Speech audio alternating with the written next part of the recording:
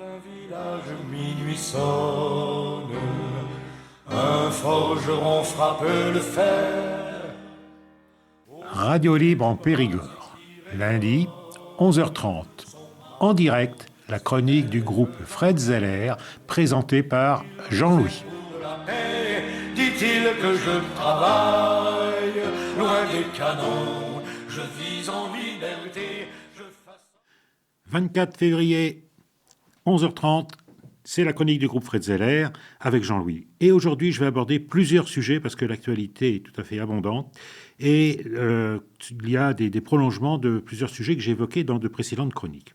Alors, tout d'abord, la semaine dernière, j'évoquais la question de ce qui se passe à Betaram et le rôle joué par le Premier ministre. Et j'avais lu notamment une lettre d'Angleterre de notre ami Keith Woodward et également un texte de la Fédération nationale de la libre pensée. Nous avons reçu également des courriers venant d'Espagne et d'Amérique, des États-Unis, et je vous lis chacune de ces lettres qui sont assez courtes. Lettre d'Espagne, c'est une lettre de Pablo Torralp, qui est le président d'Europa Laica, donc en Espagne. Et voilà ce qu'il nous dit. La lecture de la description des abus physiques et sexuels commis au centre éducatif catholique de Notre-Dame de Betaram est troublante. Pour un Espagnol, ce qui s'y passe nous renvoie aux descriptions des pires années de la dictature franquiste, où les centres éducatifs aux mains de l'Église catholique avaient une totale liberté d'action et pouvaient cacher les abus en toute impunité grâce à la complicité institutionnelle qui a permis de dissimuler les crimes qui y ont été commis.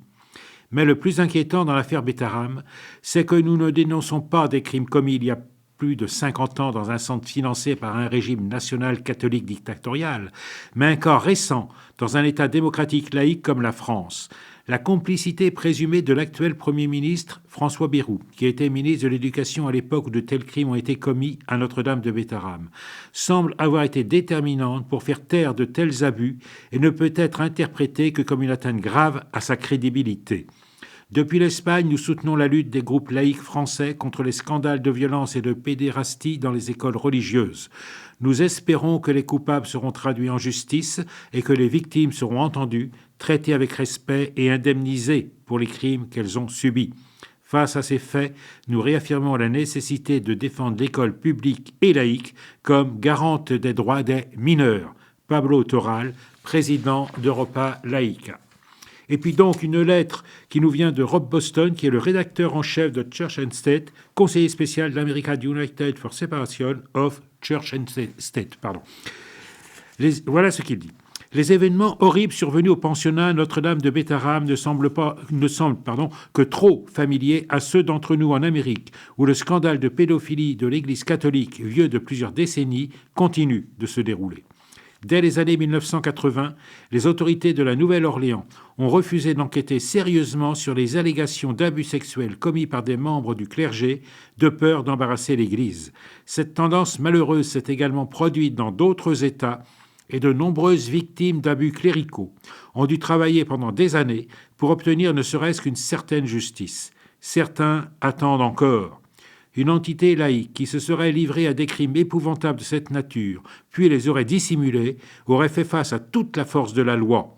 Il en va de même pour les dirigeants de l'Église catholique. La liberté religieuse n'offre aucun refuge pour les activités criminelles et aucun individu ne devrait être au-dessus de la loi simplement parce qu'il est affilié à un groupe religieux important et puissant. Les militants laïcs en France doivent veiller à ce que ces allégations fassent l'objet d'une enquête approfondie. S'ils sont reconnus coupables, les auteurs devraient s'exposer à la peine la plus sévère prévue par la loi. Rob Boston, donc rédacteur en chef de Church and State et conseiller spécial d'America United for Separation of Church and State. Voilà. Et donc, bien évidemment, nous reviendrons dans nos prochaines chroniques sur ce gros problème parce que je crois que nous ne sommes pas au bout de nos découvertes. Combien y a-t-il de Betaram ? La question a été posée dans un média et je crois qu'effectivement, elle mérite de l'être et d'y apporter les réponses. Le deuxième sujet sur lequel nous nous sommes déjà exprimés dans cette chronique, c'est les attaques odieuses qui ont été perpétrées contre Jean Bobéro. Et Jean Bobéro a publié un article que je vais porter à votre connaissance. Laïcité chérie, saison 2. Existe-t-il un intégrisme républicain ? Et si oui, quelles en sont les conséquences ? Résumé du chapitre précédent. Le mois de janvier, dit Jean Bobéro, a été l'occasion d'un tir groupé dans divers organes, notamment Franc-Tireur et Marianne, où mon humble personne a été mise en cause façon vérité alternative. Quelqu'un que j'estime m'a demandé de trier, au-delà des affirmations fausses, les réelles divergences pouvant exister et de m'expliquer ou de réexpliquer ma position. J'ai décidé de le faire et après avoir parlé des accommodements raisonnables, j'aborde la question de l'intégrisme républicain auquel fait allusion le portrait de Franc-Tireur. Je m'en excuse à l'avance, ces attaques m'obligent à mêler un problème général et mes travaux personnels. Mais patience, à la fin, cela permet de tirer une morale de l'histoire qui est, je crois, intéressante. L'article de Franc-Tireur est signé d'un pseudo.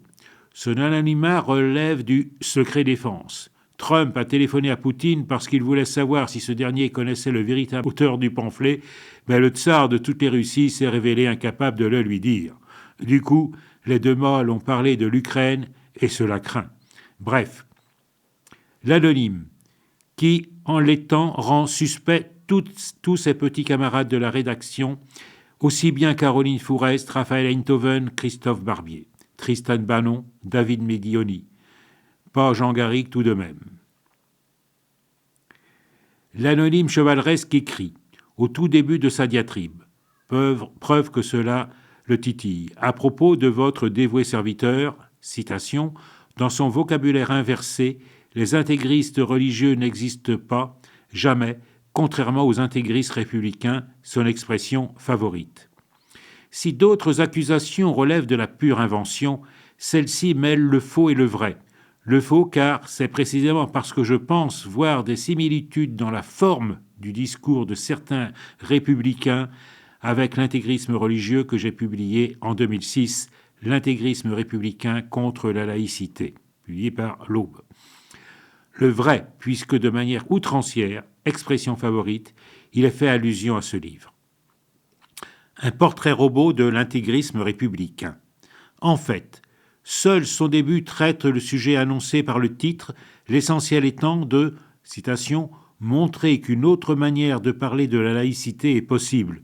Mais effectivement, le premier chapitre dresse un portrait robot de la forme que prend un discours intégriste républicain et qui vaut également pour tout autre intégrisme, je cite.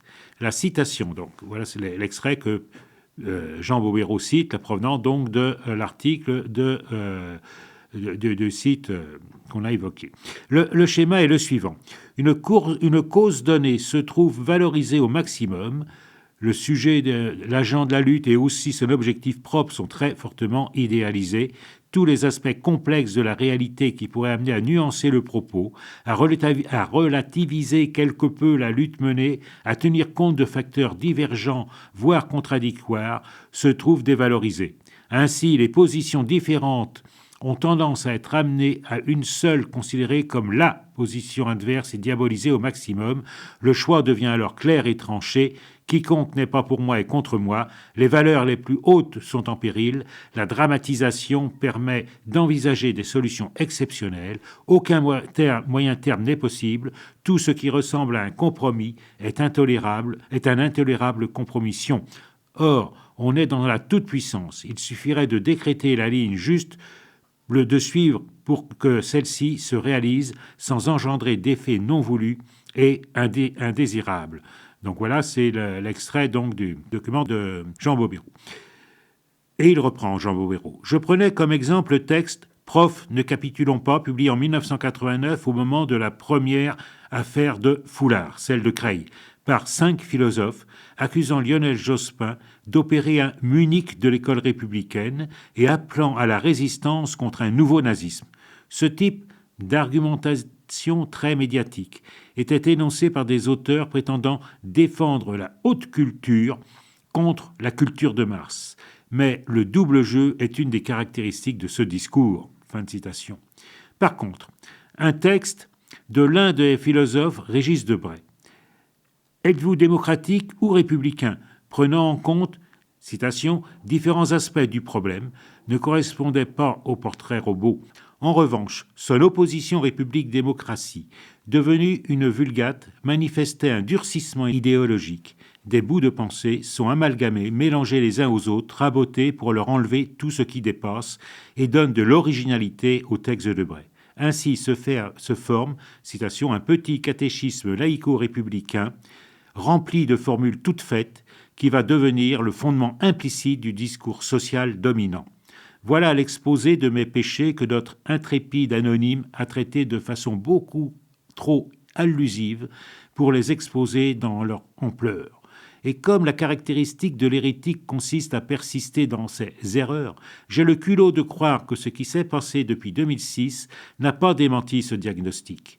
Aux lecteurs d'en juger, et surtout aux lectrices pour qui, hétérosexiste, j'ai une particulière tendresse et d'analyser dans cette optique nombre de textes récents, dont celui de Franc-Tireur, donc le fameux site qui a publié les attaques contre Jean Bobéro. Un intégrisme sans intégriste. Tel est le sous-titre que je donnais au paragraphe dressant le portrait robot. En effet, il ne faut pas confondre un portrait robot et des personnes, et on ne doit à aucun individu le qualificatif d'intégriste républicain. On risquerait alors de leur ressembler, d'adopter un discours qui corresponde au leur.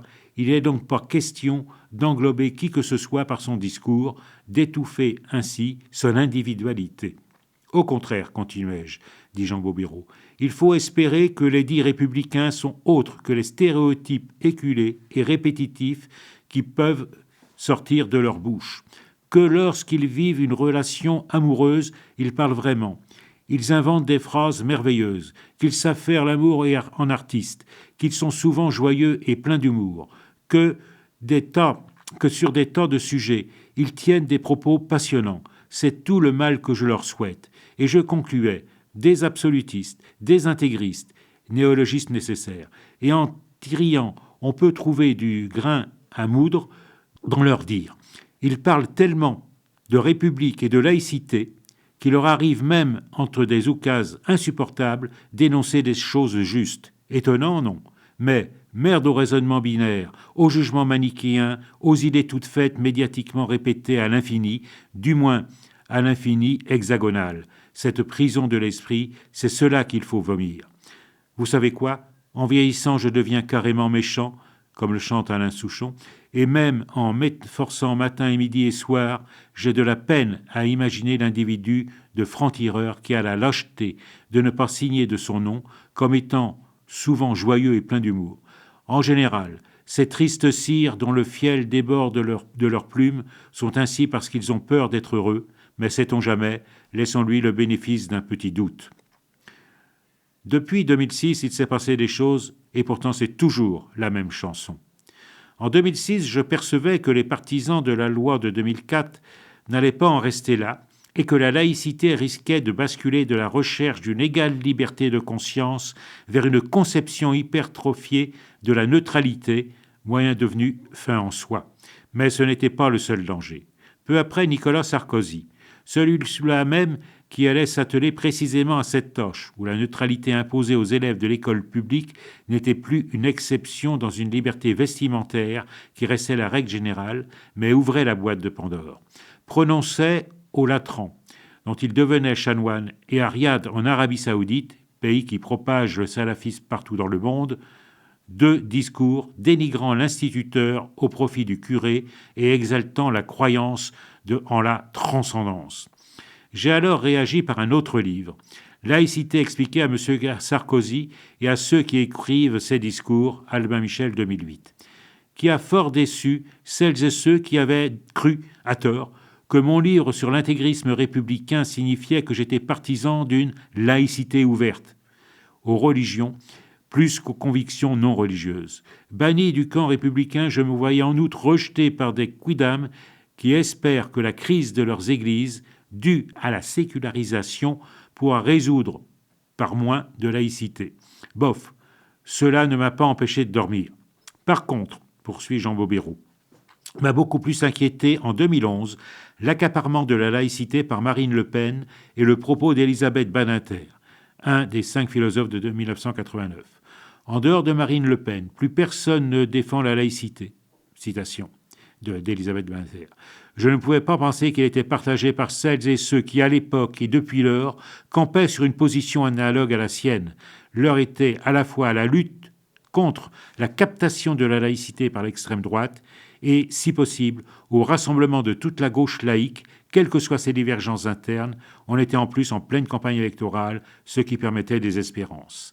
Dans cette optique, j'ai pondu un nouveau livre, La laïcité falsifiée, éditeur La Découverte 2012, pour analyser point par point comment la laïcité peut être ainsi falsifiée et pourquoi on fait dire aussi facilement à la loi de séparation de 1905 le contraire de ce qu'elle a réellement dit. Dans cet ouvrage, un chapitre proposait un programme républicain à discuter pour refonder la laïcité face à sa lepénisation. L'intègre anonyme de franc-tireur ne dit mot de ces deux ouvrages. Un instant de distraction peut-être, bien compréhensible quand on passe ses nuits à écrire des articles aussi flamboyants.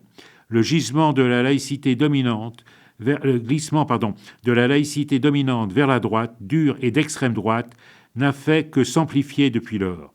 Il devient vraiment dramatique. Mais Franc-Tireur passe son temps, soit à inventer des cols, soit à faire des allusions déformées et à des faits dont le plus récent donc date de 10 ans. J'en conclus que depuis lors, je suis un laïc irréprochable. Ainsi, il n'est dit mot de ma série de conférences, ce qui a donné lieu à la publication dans la revue Histoire, Monde et Culture religieuse, sur le thème « Quelle laïcité en France face aux attentats terroristes ?» L'écartèlement de la gauche au sujet de la laïcité me semble pour une large part responsable de sa captation par des personnes qui en font un masque pour justifier des discriminations et une politique aux effets d'annonce sécuritaire. Car dès lors que l'on gratte un peu, on s'aperçoit qu'elle se soucie, comme d'une guigne, de la préoccupation légitime de sécurité. Il est plus que jamais nécessaire et urgentissime de bâtir un large front républicain pour prôner la laïcité face à ceux qui la dévoient. Mais cela implique deux conditions préalables, insupportables aux personnes dont les propos se rapprochent du portrait robot de l'intégrisme républicain. D'une part, admettre qu'il existe des divergences légitimes en démocratie, celle-ci implique que les gens ne soient pas des stionnes, des moutons de Panurge. Et des divergences, on peut en débattre avec calme et rationalité. Car d'autre part, il faut aussi admettre que ces divergences républicaines ne sont pas totales. Il existe des principes communs auxquels on se réfère, ceux justement qui sont les caractéristiques du régime de laïcité, même si on se différencie dans leur interprétation, et face à la gravité des périls actuels, l'heure n'est certes pas à faire la fine bouche. En 1905, il existait des oppositions idéologiques et des divergences philosophiques de fond entre les radicaux individualistes, défenseurs de la propriété privée, et pour beaucoup se référant philosophiquement au positivisme, et les socialistes jaurétiens qui privilégiaient l'action collective, souhaitaient la collectivisation des moyens de production, ne cachant pas leur référence à Karl Marx. Leur conception de la laïcité n'était pas la même. Pourtant, malgré les difficultés, jamais les dissensions ne pouvaient atteindre l'irrémédiable. Il existait des combats conduits en commun où chacun gardait le souci de revendiquer la part qu'il considérait comme devant lui revenir. Et ensemble, ils ont adopté la loi de 1905. Jamais ils ne l'auraient votée s'ils s'étaient comportés en intégristes républicains. Puisse la leçon être retenue avant qu'il ne soit trop tard. Donc voilà, c'est la fin de l'article publié par Jean Bobéro, qui a été publié, je crois, sur Mediapart, et pour lequel on donnera les références, bien évidemment, puisqu'il faut pouvoir le reprendre, j'irai peut-être avec plus de lenteur pour l'interpréter. C'est un texte extrêmement riche, mais qui pose ces questions tout à fait essentielles. Je vous propose maintenant d'en venir au choix musical de cette chronique. C'est un choix pour lequel j'ai choisi un chanteur de la région qui interprète du blues et qui l'interprète en français, ce qui est quand même très original. Et j'ai eu la chance de le rencontrer récemment. Nous avons un petit peu discuté et peut-être quelques projets vont pouvoir s'élaborer bientôt. Nous verrons ça, nous aurons l'occasion d'en reparler. Donc, il s'agit de Raoul Ficel et qui interprète j'ai perdu le titre, les heures supplémentaires. Voilà. Je crois que d'ailleurs, quand il l'a chanté la dernière fois, il dit qu'il devrait peut-être remplacer les heures supplémentaires par les années supplémentaires en faisant référence à ce qui se discute autour des questions de la retraite à 64 ans et de l'abrogation de cette loi horrible. On écoute Raoul Ficel, les heures supplémentaires.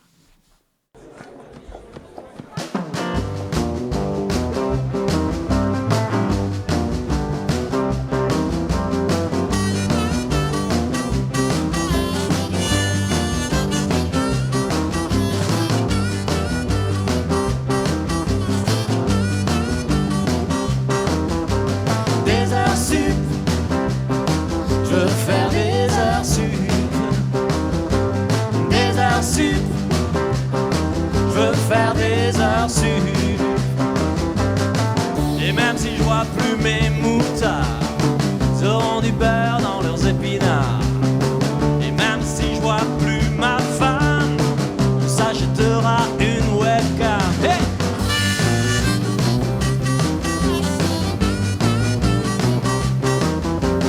Des heures sup, je veux faire des heures sup. Des heures sup, je veux faire des heures sup. Je serai docile, responsable et vaillant. Pour sûr les actionnaires sont contents. On s'achètera des couverts en argent. Pour toi, chérie, je me ferai refaire les dents.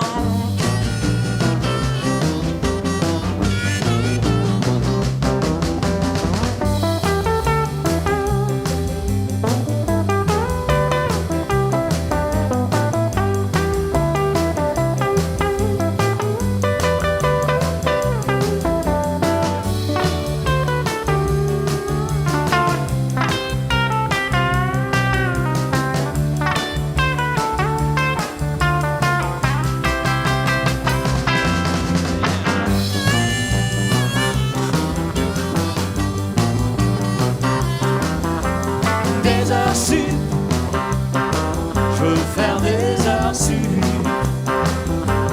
Des heures sup. Je veux faire des heures sup. Hey! On sera bientôt propriétaire. Ah oui, formidable. Fini les galères.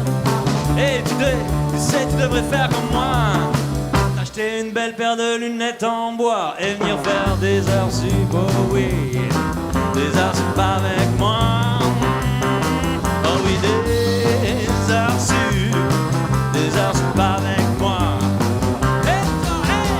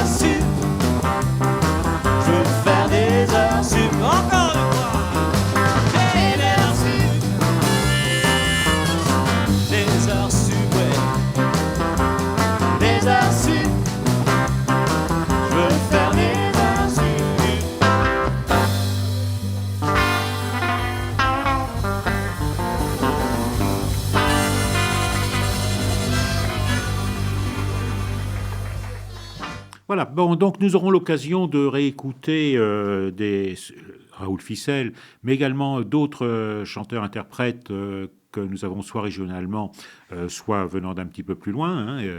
Je pense par exemple à Ronan, qui est également un habitué de Doucha Blues.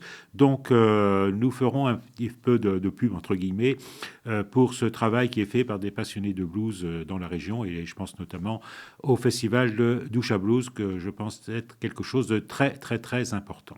Voilà. Alors, nous allons nous retrouver lundi prochain. Nous serons le 3 mars. J'ai déjà tout plein de sujets à évoquer, notamment également un sujet sur la question de la reconnaissance des crimes contre l'humanité commis par la France en Algérie.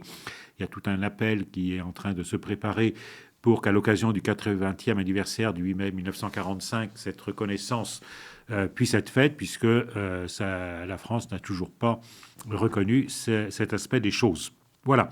Donc, je vous souhaite à tous une excellente semaine et on se retrouve donc lundi 3 mars pour une nouvelle émission en direct sur Radio Libre en Périgord. Voilà, bonne semaine. En forgeant un soc de charrue. C'était la chronique du groupe Fred Zeller de la Libre Pensée de Dordogne. Vous pourrez réécouter cette chronique en rediffusion jeudi de 16h à 16h30 ou samedi de 17h30 à 18h. Vous pouvez également écouter cette chronique en podcast sur le site de Radio Libre en Périgord et vous pouvez également retrouver sur le site du groupe Fred Zeller, lpdordogne.fr, toutes les chroniques du groupe Fred Zeller sur Radio Libre en Périgord. Nous vous donnons rendez-vous pour une prochaine chronique la semaine prochaine, dès lundi 11h30. Et le tien te glaive